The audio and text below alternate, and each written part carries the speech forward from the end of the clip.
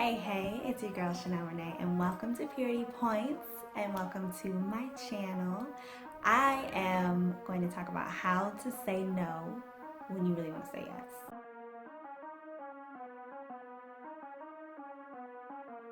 Like, how do you get through those R. Kelly moments of life when your mind and your spirit are telling you no, walk away, run away, this is not for you, or this is not the time, or just wait. And your body, your finances, your family members, and everybody else are like, yes, yes, and yes. Say yes to the dress. Um, like, how do you walk away from something that you really want, but you know God is telling you or showing you that this is not the best situation for you? So, I do have a couple points for you guys that I want to go over. The first one is prayer, obviously. And it's not just any prayer, it's specific prayer.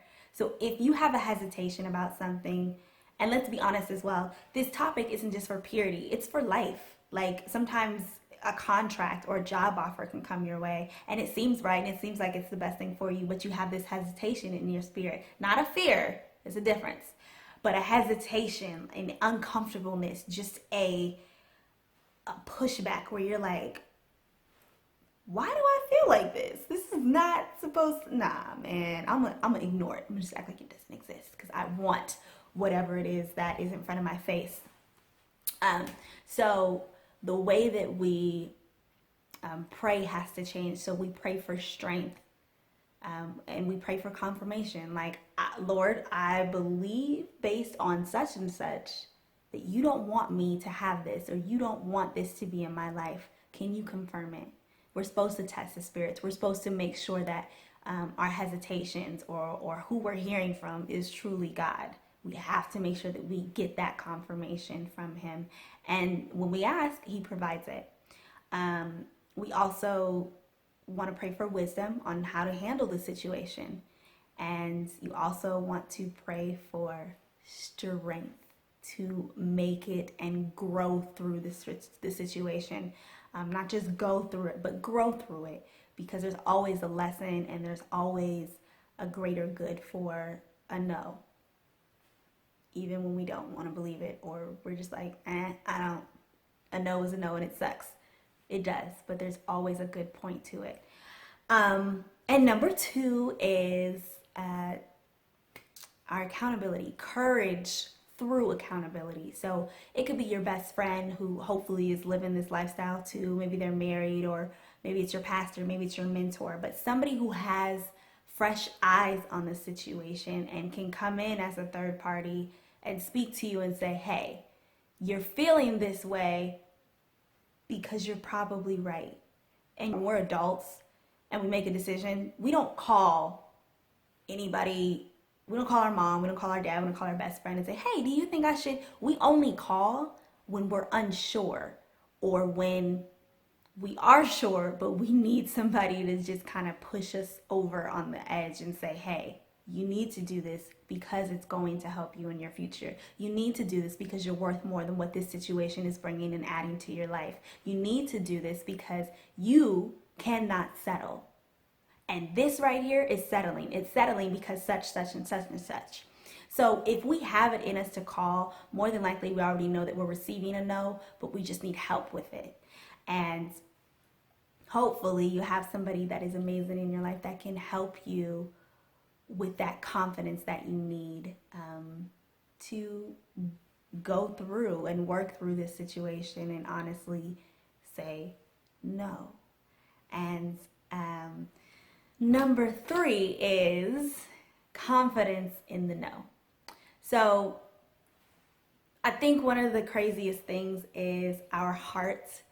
Our heart is the most relentless thing. Like, we get our heart set on something. We get our heart set on a relationship. We get our heart set on a job. We get our heart set on a deal going through or a house going through. And it makes us happy. It makes us joyous. So anything that jeopardizes that, a no in our spirit, we just go crazy. We're just like, I didn't hear it. That's not. Mm-mm. And we might say no because we know that we want to obey, we want to be obedient to God, but it'll be a soft no. It'll be like a no, I think. And that's not really a no, because it gives an opportunity to come back and say, well, hey, maybe we should just do this, or maybe we should do that, or maybe we should. And it's just like a no is a no and a yes is a yes. Let your no be a no, let your yes be a yes. That's in the word as well. So we have to make sure that we have a confident no. And our heart, which is deceitful, can really, really, really make that point so much harder than what it has to be. Because, you know, if you've ever been around a toddler who has their heart set on something, maybe it's a cookie, you know, and you don't give it to them, oh my goodness.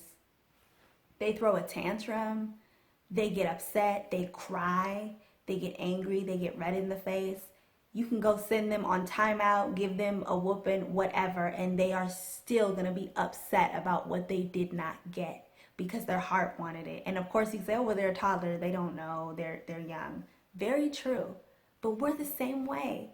Our heart gets set on something and we want it, and we will fight to the death until we get it, because our heart is that strong and we wanted it that much. And having a confident no means that your heart has to be right. So we have to get to a place where we can send that email, we can send that text, or we can make that phone call, and making sure that we say that no with a firmness is honestly going to make it so much easier. Now, because our heart is set on something and we say no, it can be very painful. And as someone who's had to say no on multiple occasions, you know, and that's the thing too. Sometimes you can say it and it's like, you know, I didn't really want to be with this person anyway. But there are other times where you just knew that you knew that this was the relationship for you, and you wanted it, and you have to say no because there's that uncomfortability and there's that peace that just, you know, there's an unrest in you that won't go away. And you know that for the sake of your life, you need to say no. And that can be painful. And with that part, you honestly, that's where the strength comes in that we're praying for. That's where that wisdom to understand that God really knows what he's doing, and that is that, and trusting God. So after you say no, you want to make sure that you trust God. Trust God wholeheartedly. He knows what he's doing. He wants the best for you. He wants the best for that other person. He wants to protect you. He wants to keep you in his will. And if we ignore those signs or those uncomfortabilities or those things in us that are speaking to us so loudly, and that's the crazy thing, it can be so loud but so silent at the same time. If we forfeit those things, we also forfeit the destiny God has for us. We also forfeit the right person he has for us. So we have to make sure that as much as we want something, it is the right something for us. So make sure that when you say no, you honestly have prayed about it. It's been confirmed.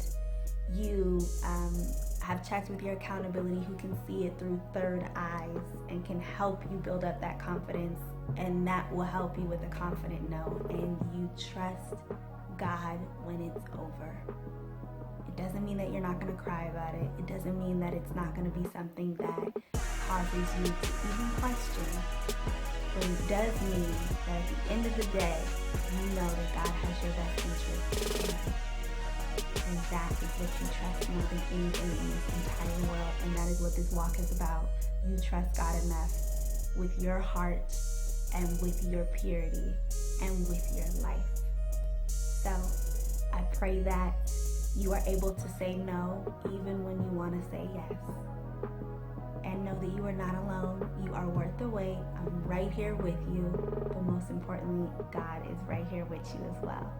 So until the next video, protect your purity and know you're worth the wait.